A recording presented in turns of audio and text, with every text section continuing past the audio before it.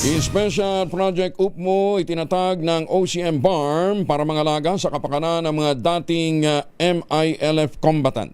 Detalye na balita mula kay June Di Makutak, RS19. Assalamualaikum, Brother June. Sa layuning hindi maiwanan ang kalagayan ng mga former MILF combatants sa buong BARM region, naisipang itatag ni BARM Chief Minister Abdul Rauf Makakwa ang UPMO o Unified Project Management Office nitong March 5, 2006 na kabilang sa Special Project ng Office of the Chief Minister na ipinagkatiwala kay Dr. Tumanda Antok bilang Executive Director.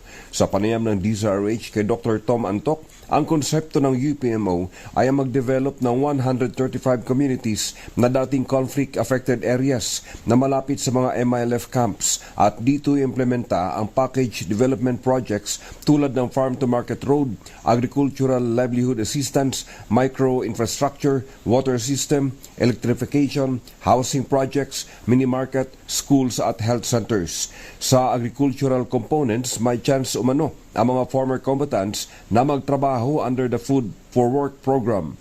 Sa ilalim ng programang ito ng UPMO, may kasamang allotment umano na 100 hectares na lupain ang bawat communities. Ang 100 hectares ay i-identify naman ng mga base commanders ng MILF na may corresponding 100 household members ng Bangsamoro Islamic Armed Forces o itong BF-MILF na naka-occupy at dito ibubuhos ang lahat ng development under UPMO at ang pondo ay mula sa SDF o itong Special Development Fund hanggang 2031. Sa kasalukuyan abala ang UPMO led by Dr. Tumanda Antok sa mga consultation.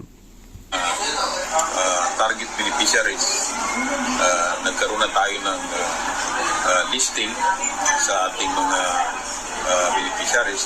Nagkaroon din tayo ng identification ng project site ng mga community kung saan bubuuin natin yung 135 communities. 135. So, sino maghahanap ng lupain yan? Ang office? Ang sistema natin, dahil ang pinaka-focus natin yung mga former combatants, yung kanilang mga base commanders ang mag-identify kasama nila yung kanilang mga key officers in the area kung saan nila ilalagay yung 100 hectares of agricultural land. Si UPMO Executive Director, Member of Parliament and Bangsamoro Federalist Party President Dr. Philosophy Tumanda Antok.